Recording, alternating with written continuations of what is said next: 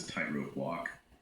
Jonathan Ibeschutz. Yes, Ibeschutz is a fascinating case study. He was an Orthodox authority, a deeply respected rabbi and scholar. Let's hold it right there. Welcome to the 12th house. We're deep diving into polarization and the, integrating the shadow self. And I entered this in, had AI, do the whole little show for me. I mean, this AI, I'm going to say it's really amazing. I mean, I don't know. I think it's another computer upgrade, another 2.0.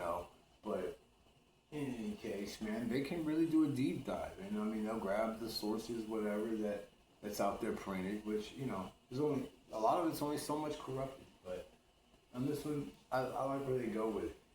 Let's continue.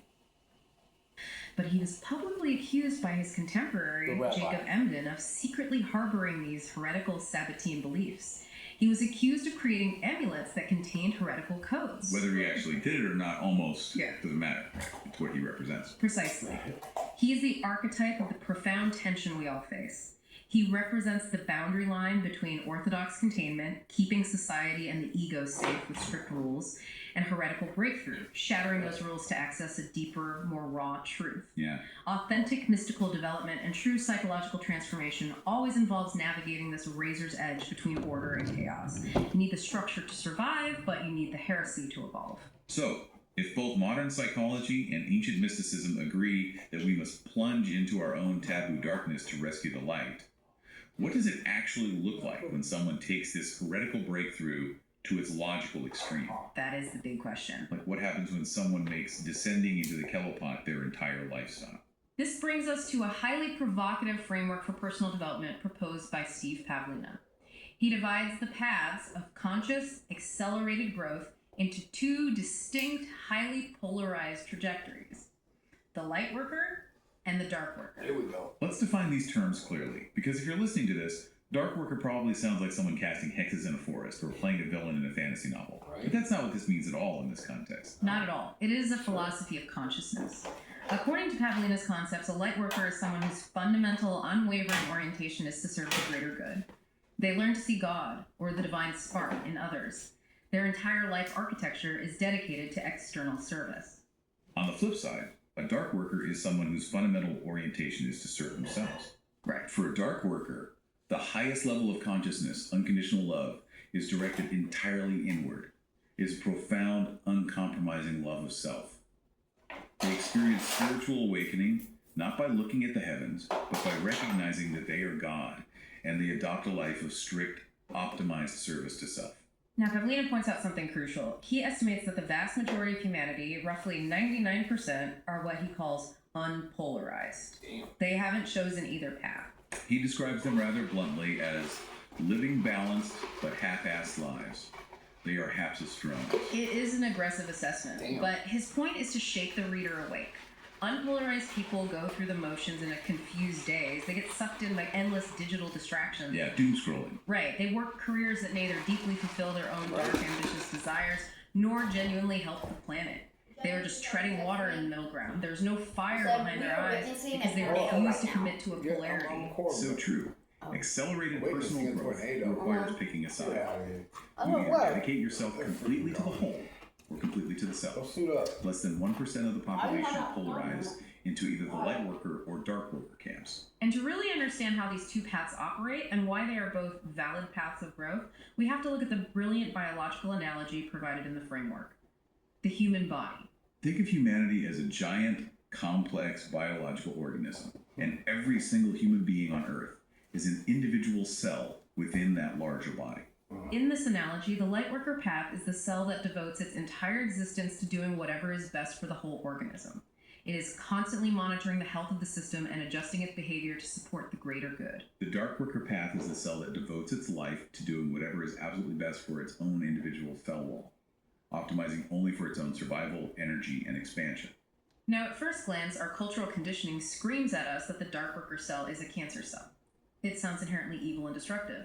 And the Lightworker cell sounds like the ultimate noble hero. Right, that's what we're taught. But the framework reveals a completely counterintuitive truth about high-level consciousness. It argues that at the highest levels of consciousness and intelligence, These two paths don't diverge. They actually converge. They become the exact same thing. Think about the mechanics of a super intelligent Darkworker cell. It is ruthlessly selfish. It wants to optimize its own survival above all else. But because it possesses supreme intelligence, it surveys its environment and inevitably realizes a fundamental truth. Which is, If the whole body dies, the cell goes down with the ship. Therefore, the absolute best way to serve itself perfectly, to ensure its own long-term survival and comfort, is to ensure the body remains healthy and thriving. It must protect the whole to protect the self. that makes total sense. And what about a super intelligent light Government worker needs to cell? learn. It wants to serve the whole body perfectly. That is its only goal. But it realizes that if it is sick, weak, impoverished, or depleted, it is utterly useless to the body. It becomes a liability. Therefore, to serve the whole perfectly, it must rigorously and selfishly optimize its own health, its own wealth, and its own strength. So the ultimate outcome is identical. A brilliantly strong, highly optimized individual contributing to a powerful, thriving collective. The intention is different, but the behavior becomes indistinguishable. The problem, however, is that most of us are not super intelligent cells. We operate at lower, more confused levels of consciousness. And at lower levels, these paths seem totally opposed, which leads to massive destructive mistakes. The framework describes two specific pitfalls that happen when you try to polarize without enough awareness: Lightworker syndrome and Darkworker syndrome. Darkworker syndrome happens when a person leans into self-service but lacks the intelligence to see the big picture. They operate purely on short-term greed. They compete viciously with other cells, stealing resources, exploiting their neighbors, thinking that's the smart alpha way to get ahead. Yeah. But eventually, the body, or society, recognizes the threat. The immune system kicks in. There's a backlash. The collective punishes, imprisons, or isolates the Darkworker cell to preserve itself. It's the CEO who embezzles funds to get rich quick, only to end up in federal prison. It was a stupid strategy for self-service. Exactly. But Lightworker syndrome is just as destructive, often even more so, because it's disguised as virtue. Oh, completely. This is the newbie Lightworker cell that decides to nobly sacrifice its own well-being for the good of the whole without understanding the mechanics of the system. Imagine your heart deciding to nobly sacrifice itself to give all its blood to the brain. It kills everything. The brain dies, the heart dies, the body dies. If too many people operate with this kind of dumb, self-depleting martyrdom, the whole societal organism collapses. The intention might have been pure, but the outcome is catastrophic. I have to pause here and play devil's advocate for the listener, because this is heavy. Unconditional love of self. Recognizing that you are God. Even if we accept the cell analogy, this still sounds like a highly concentrated, toxic form of arrogance. I know, it does sound like that. If a Darkworker is just ruthlessly optimizing for themselves, aren't they really just a narcissist with a highly intellectual PR team? It is the most common critique of this path, and it requires a very precise distinction. A true Darkworker honors the self-centric perspective not to inflate their ego, but to reach a state of internal peace and operational efficiency that is literally the opposite of humility. The opposite of humility. That's a phrase you don't hear often in spiritual circles. Because humility is often used as a shield to hide from our own potential. When you devote your life to doing what is absolutely objectively best for you, confusion vanishes. You tap into absolute clarity. The vague shoulds in life, I should eat better, I should ask for a raise, I should set boundaries, become absolute musts. Right, because there are no lame excuses anymore. You can't play the victim. Exactly. A narcissist is driven by a hollow, desperate need for external validation. Their internal processor is melting down because they are entirely dependent on how others perceive them. Yeah, that makes sense. A Darkworker is driven by an internal, unyielding commitment to self-actualization. Are you following the diet that makes your biological machine optimal? Are you in a career that genuinely fulfills your deepest desires? Are you generating the wealth you need to secure your autonomy? Oh. A true Darkworker takes ruthless, unflinching responsibility for optimizing all of these metrics. It is an accelerated path of personal growth precisely because wimping out or blaming society is simply not an option. So if the Darkworker path is this intense, highly optimized journey of absolute self-service and integrating the shadows we usually hide, how do you know if you are biologically or psychologically wired for it? What are the actual symptoms that you should be leading into this? For this, we turn to the work of Mike Mantel, who outlines 7 specific signs that you might be on the Darkworker path. And again, keep in mind that this is still a spiritual journey of awakening. It is just utilizing a radically different methodology than traditional light paths. Let's dig into Mantell's framework, but instead of just listing them, let's see what this actually looks like for someone listening right now. Sign number 1 is about welcoming all emotions. To really grasp this, we have to contrast it with the Vedic traditions, which are highly lightworker oriented. Vedic philosophy categorizes all energy into 3 types, or gunas. Tamas, which is darkness, delusion, and inertia. Rajas, which is passion, desire, and restless action. And sattvas, which is pure light, harmony, and balance. A lightworker wants to purify themselves. They seek only sattvas. They view anger or deep sorrow as dense energies that need to be transcended or meditated away. But if you are wired as a dark worker, the idea of curating your emotional landscape to only feel enlightened emotions feels incredibly fraudulent. A dark worker views the physical body as an open, conductive channel for all emotions to express themselves fully. They understand that anger isn't a low vibration mistake. Anger has wise power in it. Anger tells you when a boundary has been crossed. Grief isn't something to avoid with positive affirmations. Grief is the profound, necessary embrace of impermanence. You don't transcend the emotion, you write it. Which flows directly into the second sign, embracing sex, desire, and pleasure. Many lightworker paths, interpreting certain Buddhist or ascetic principles, aim to transcend bodily needs and desires entirely to reach a state of detached equanimity. But the Darkworker path embraces the friction. They see human sexuality not as a distraction from the divine, but as an inherent, powerful mechanism of consciousness. They aren't just interested in sanitized, consciousness-raising neo-tantra. They want to explore all the depths. They investigate fantasies, kinks, fetishes. They explore how sex mingles with psychological power, surrender, and romance. The operating motto is all desires are welcome, even if you use your intelligence to decide which ones actually serve you to act upon. And that earthly focus brings us to the third sign, descending into the body and the earth. Lightworkers are often focused on ascension. They want to astral project, to leave the heavy physical body behind through deep meditation, to connect with the cosmos. Darkworkers practice descension. They go down into the dirt. They recognize that the body is where the actual wisdom is stored. They use visceral practices like heavy rhythmic dance, intense physical exertion, and primal vocalization to express the body.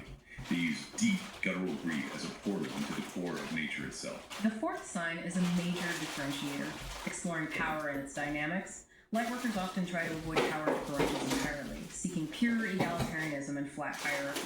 They want everyone to be exactly equal. But a dark worker looks at nature, looks at human history, and sees that power is an inherent, unavoidable physics of life. Pretending power dynamics don't exist doesn't make you noble, it just makes you blind. Right. They actively study the ways of money.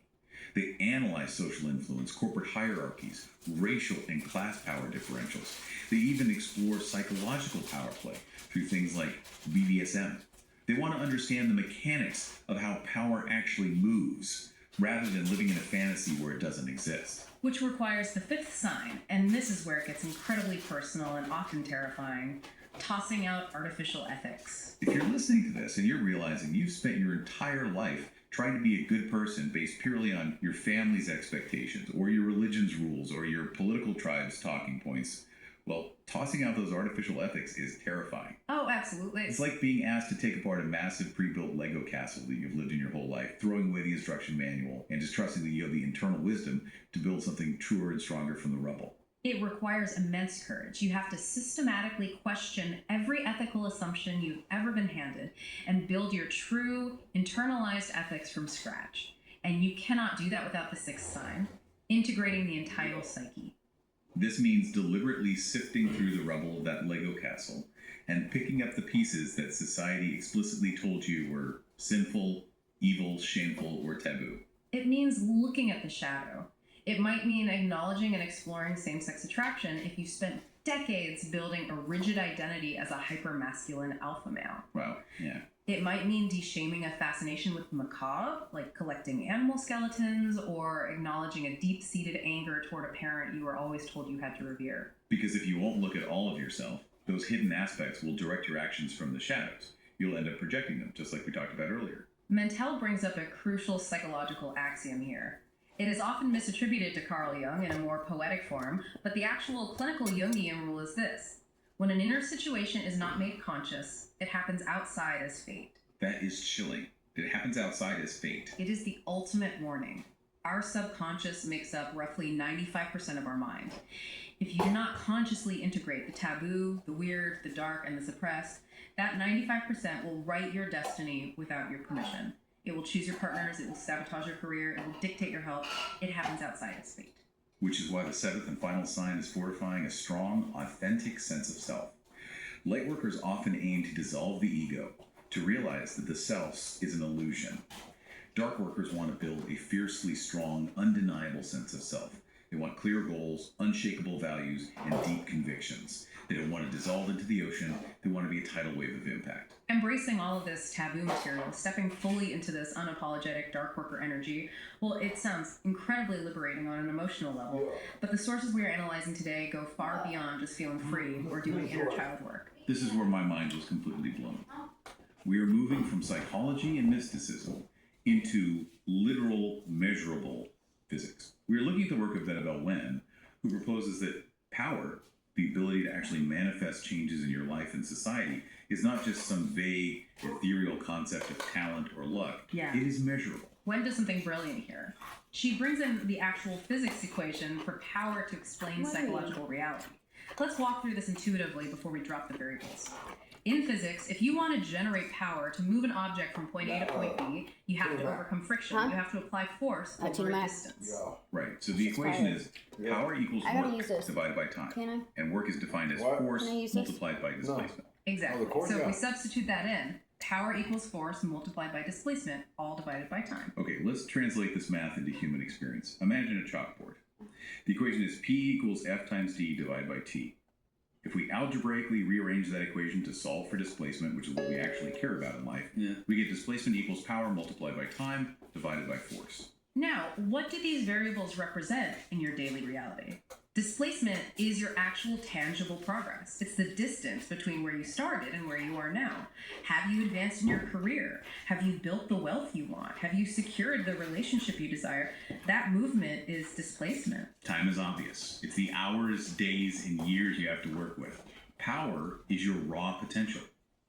But force, this is the kicker. Force is the metaphor for friction. It is your internal resistance. Specifically, it is your resistance to your own shadow. Yes, look at how the math works. Displacement equals power multiplied by time divided by force. Because force, your internal resistance, is in the denominator of the fraction. The larger your resistance to your shadow, the smaller your progress becomes. It's like trying to push a massive boulder up a hill with the parking brake on.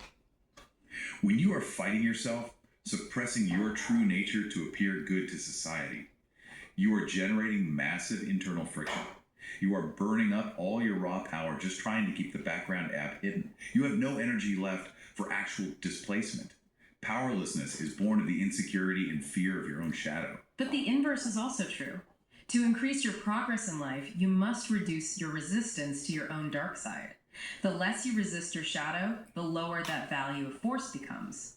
And mathematically, as the denominator shrinks, your personal power and real-world progress skyrockets. So the obvious question for the listener is, how do I figure out where my resistance is? How do I find the shadow that is killing my progress? To help reduce that force, Wen provides 5 diagnostic questions. These are designed to bypass your ego and identify your shadow so you can finally stop fighting it. I want you listening to really think about these as we go through them organically. Think about your life right now. Question 1. What are your biggest pet peeves in other people? According to this framework, the things that annoy you the most in other people, the behaviors that make you roll your eyes or grind your teeth, represent behavior that you secretly wish you could act out yourself without facing social consequences. Like the person who always dominates the conversation at a party. You hate them, but maybe you secretly wish you had the audacity to command a room without caring if people thought you were polite. Right. Question 2. What are the negative criticisms you've recently hurled at others? These criticisms represent the color of your envy. When you harshly criticize someone's success or lifestyle, search that criticism deeply. You are almost always secretly jealous of the very thing you are attacking. Question 3. What negative qualities in others do you genuinely loathe the most? Loathing is stronger than a pet peeve. These represent suppressed, unresolved personality traits within yourself. The trait you loathe in them is the trait you fear is quietly operating inside of you. Question 4. Think about the category of people you have mocked and ridiculed. Those individuals represent facets of your own shadow self that you are subconsciously deeply insecure about. You mock them to create distance between you and the trait you fear sharing. And question 5, the biggest one, the ultimate projection. Tell me in your own words, what is fundamentally wrong with society today? The text warns that you might not be able to stomach the answer to this. What you believe is most fundamentally wrong with society today is a massive projection of the inner demon most likely to keep you from spiritual transcendence. Wow. It is the core part of who you are deep down that you absolutely refuse to acknowledge. To take back your power, you have to acknowledge that you contain the exact psychological mechanism of the segment of society you most fiercely condemn. Let me make myself vulnerable here and use the exact example the text uses to show what this means in practice. Let's say I am scrolling social media and I get irrationally angry at life coach entrepreneurs who make a fortune by coaching other people to become life coach entrepreneurs. I could write essays on why they're grifters, why they're ruining society, why it's a pyramid scheme. The resistance is high. Exactly. But according to this framework, my rage isn't because they are objectively ruining the world. My rage is because I am secretly deeply envious of making easy money and having ultimate freedom. But I am terrified that doing so would make me look morally bankrupt to my peers. That is the exact mechanism. You see someone doing the thing you secretly desire to do, and they are doing it unabashedly without incurring the paralyzing, harsh judgment you were so afraid of facing yourself. The friction between your desire and your fear creates envy, and your ego projects the envy outward as moral outrage. But the magic happens when I admit it. By acknowledging that aloud, I am jealous of their easy money. I neutralize the fear. When you name the demon, you exercise it. You stop burning battery power to hide the app. You stop giving away your energy to that trigger, and you reclaim the power. And once you stop resisting, once you lower that denominator of force, you suddenly have access to a massive surplus of raw energy. The question then becomes, how does it manifest? Where does it go? The sources suggest we can map this newly found power using 6 specific stages of development, and we can identify the specific flavor of your personal power using the architecture of the tarot and the classical elements. This is where we bring in Janet Hepburg's 6 stages of personal power. The journey begins at stage 1, powerlessness. This is the baseline state for most people. This is when you are completely blind to your shadow. You see a massive chasm between where you are and where you want to be, but you have no idea how to cross it because all your energy is tied up in suppressing your own nature. Stage 2 is power by association. This is where you start using tools to figure out what kind of power you are actually lacking. And the text brilliantly maps 5 fundamental reservoirs of power to the elements and the Karo suits to help you identify your specific path. Let's break these down deeply because they aren't just mystical symbols, they are psychological profiles. Let's start with the element of fire, which corresponds to the suit of wands in tarot and the zodiac signs Aries, Leo, and Sagittarius. Fire represents expert or authoritative power. Think about what fire does. It initiates, it consumes, it illuminates, it transforms. If this is your power source, your strength lies in leadership, innovation, and absolute authority in the field. Second is water, the suit of cups, Cancer, Scorpio, Pisces. This is the power of charisma. Water shapes itself to whatever container it is in. It flows, it connects, it sustains life. This is the power of profound emotional intelligence, adaptability, building deep alliances, and magnetic social pull. Third is air, the suit of swords, Gemini, Libra, Aquarius. This is perhaps the most misunderstood. It represents the power of punishment to establish sovereignty. Air, the sword, is the intellect. It cuts, it divides, it separates truth from fiction. This is about discourse, intellectual vindication, enforcing strict boundaries, and sometimes utilizing necessary intimidation to protect your sovereignty. Fourth is Earth, the suit of pentacles, Taurus, Virgo, Capricorn. This is the power of reward and building social capital. Earth is solid, foundational, and material. This is the power of wealth creation, institutional establishment, prestige, and tangible, real-world resources. And the fifth reservoir is spirit, corresponding to the aces in tarot. This is the pure spark. It represents the power of change through esoteric knowledge. It is the ability to shift paradigms before the material world even catches up. So in stage 2, you identify which of these elemental powers you are naturally wired for, or which one you desperately need to cultivate. Then you move to stage 3, power by achievement. You stop associating and you start moving. You actually take physical action. You use courage and specialized effort to manifest that specific power in reality. You build the business, you enforce the boundaries, you cultivate the network. Which naturally leads to stage 4, power by reflection. Find your life. It's not enough to just achieve the power in isolation. Society must acknowledge it.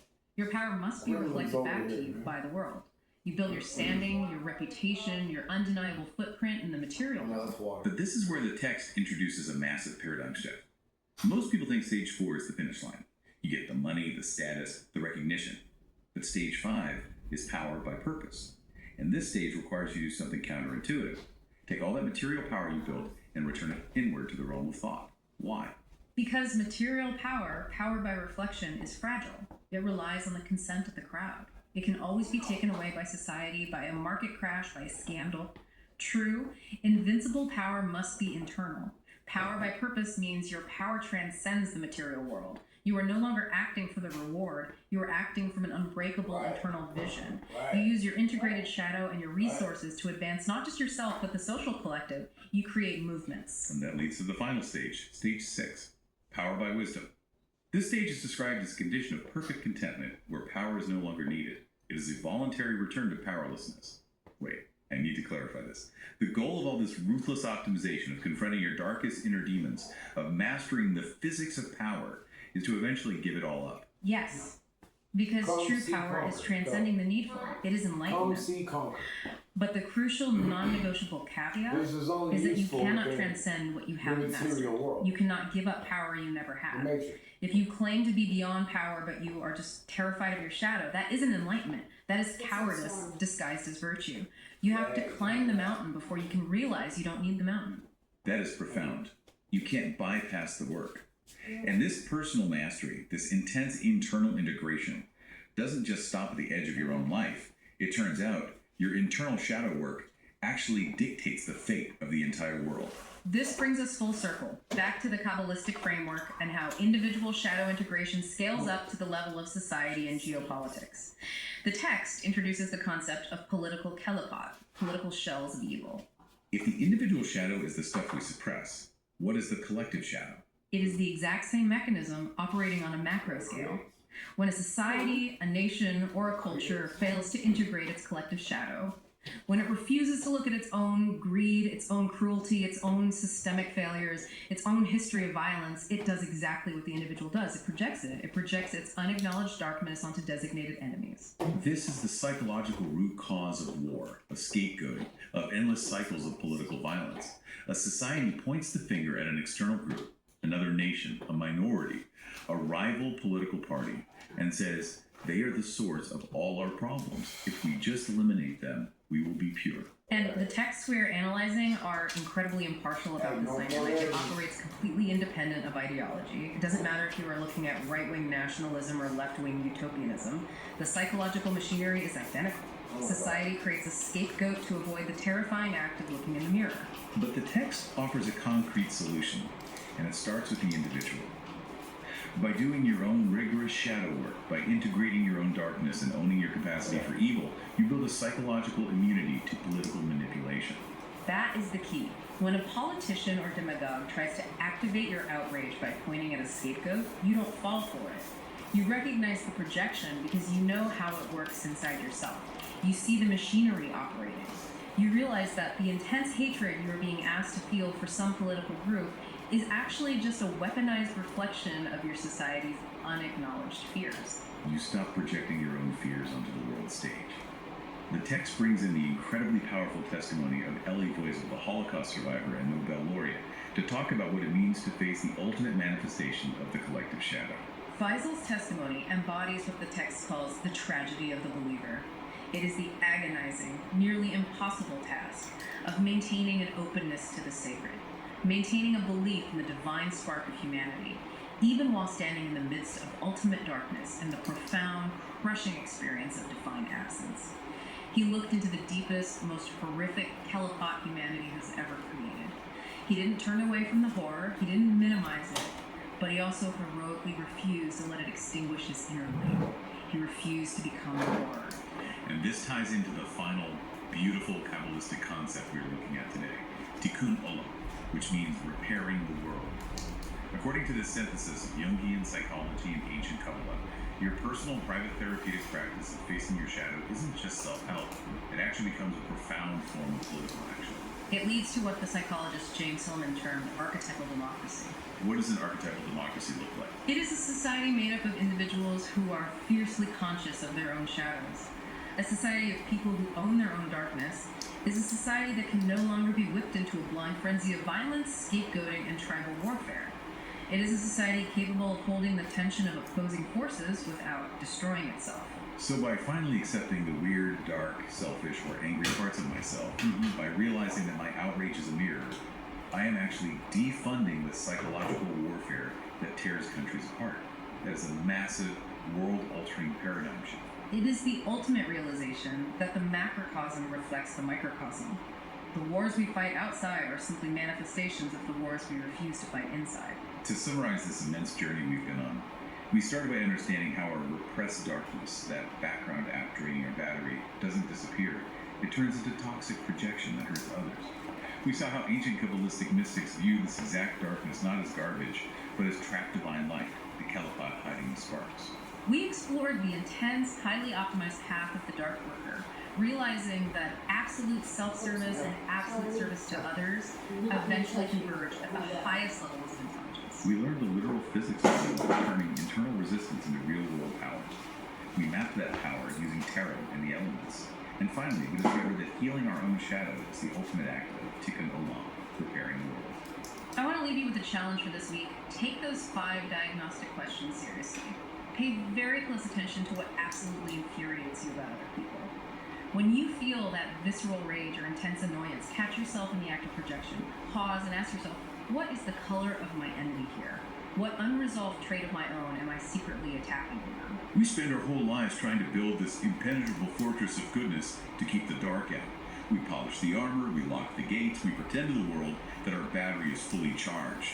But if integrating your shadow is the only way to defund global warfare, as some would suggest, does that mean our cultural obsession with electing perfect, flawless political leaders is actually the very thing guaranteeing our next global conflict? By demanding leaders with no visible shadow, are we just ensuring they're running the most dangerous background apps of all? Think about it. See you next time.